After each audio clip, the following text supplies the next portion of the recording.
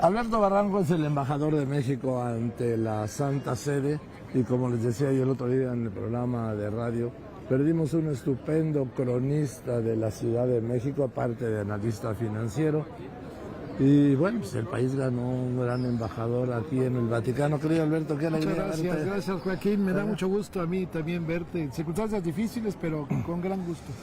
Tantos años de conocernos, ¿no? Fíjate que me ganaste a mí el trabajo. Yo que siempre quise ser embajador aquí en Roma. No me digas. Pues sí. No, te lo digo con cariño. No, sí, desde luego, sí lo entiendo. Sí.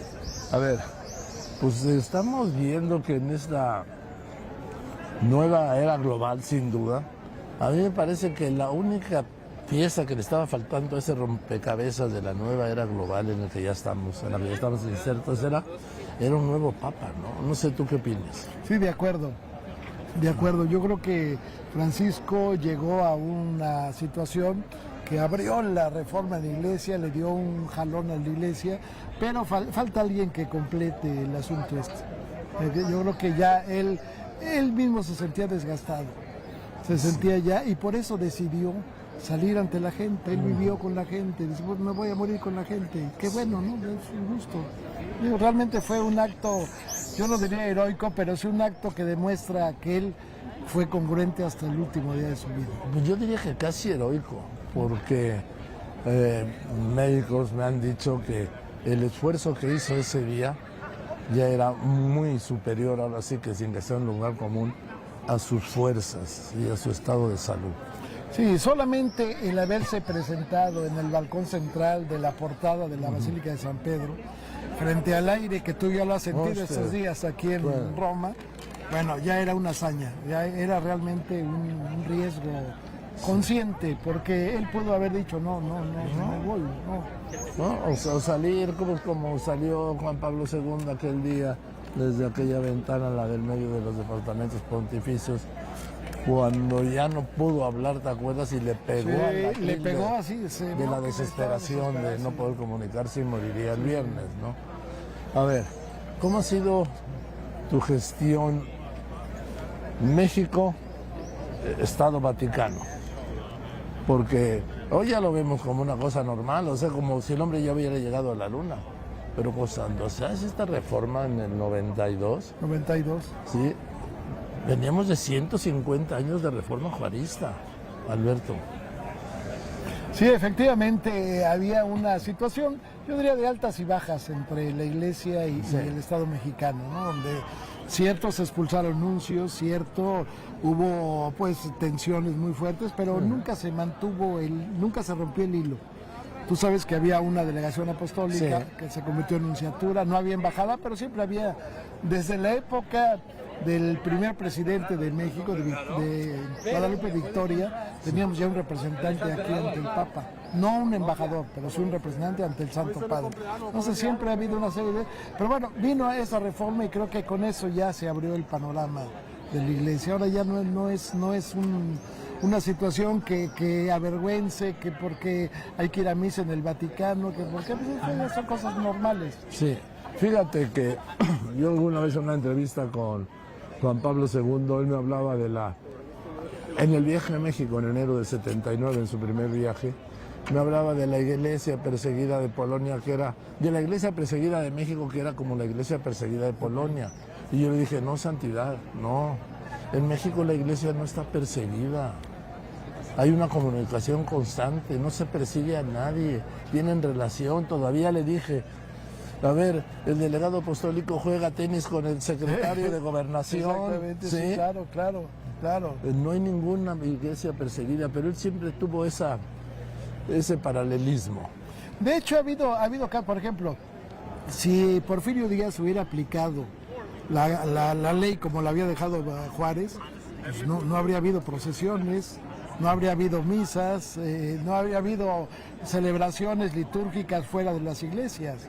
Finalmente, bueno, pues digamos que ha sido cada quien su conveniencia, ¿no? Se van ajustando, y finalmente se llega a eso, donde ya no hay ningún problema en poner un retrato de la Virgen de Guadalupe en un lugar público. Finalmente la Virgen de Guadalupe es arte. es misterio y es también cultura. La Virgen Sí. de Guadalupe nos representa. Sí, alguna vez le dijo el primer embajador aquí en el Vaticano a Juan Pablo II, dice, mire, en México hay 80% de católicos y 125% de guadalupanos. El Papa lo dijo también. Sí. Dijo, en México pueden ser ateos, pero todos son guadalupanos. Eso lo dijo, lo tenía clarísimo. Oye, ¿cómo fue tu relación con Francisco?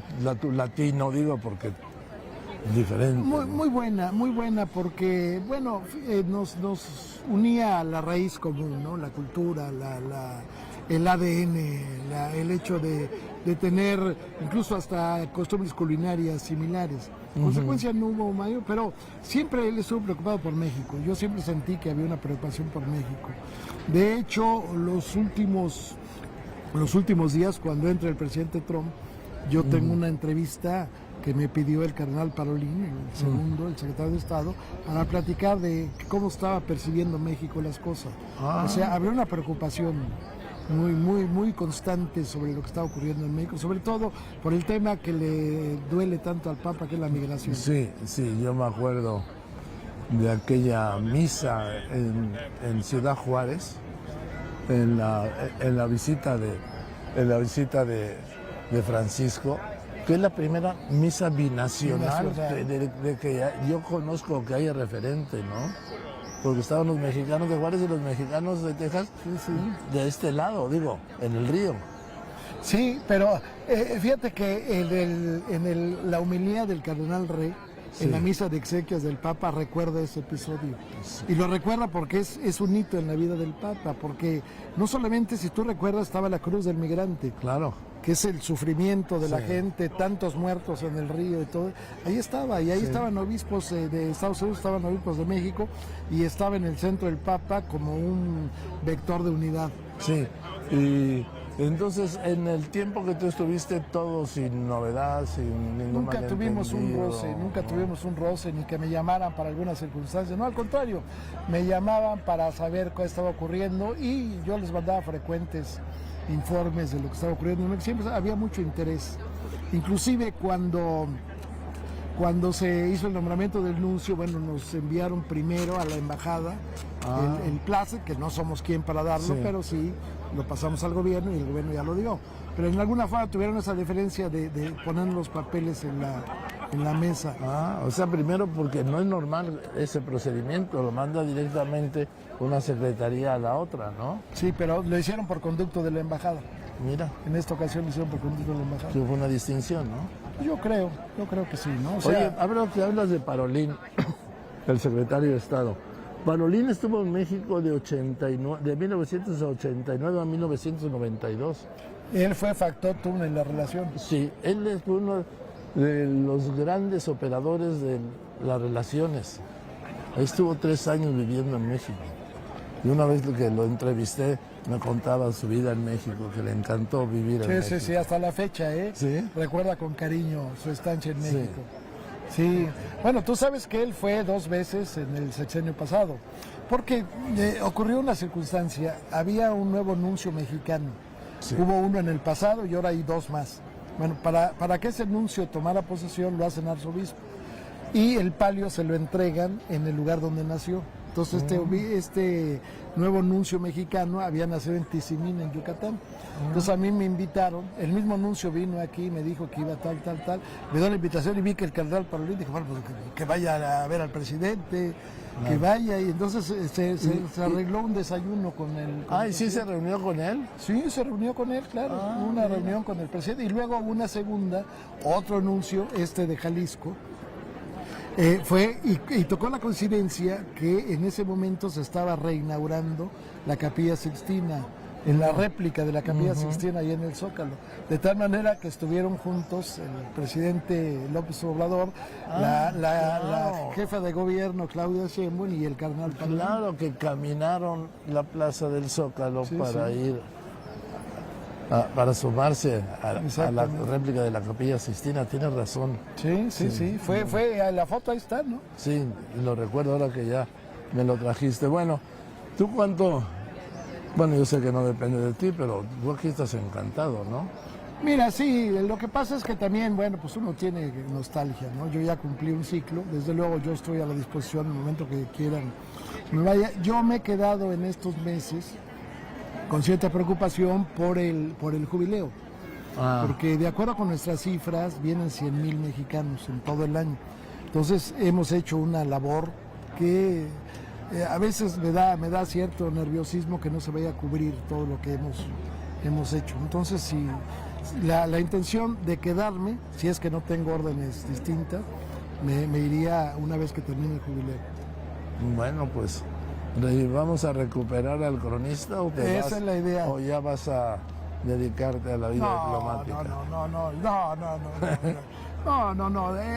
Eso fue una cuestión incidental. Esto, pero qué gran. Qué gran. Le agradezco a la vida, le agradezco al presidente López Obrador, le agradezco a mi país que me haya designado. Sí. La verdad, yo me siento muy contento, pero más contento que nada por estar cerca de estos acontecimientos, ¿no? Claro que por sí. vivirlos intensamente. Claro que sí, y algún día a lo mejor te sentas a escribir, ¿no? Desde luego que sí.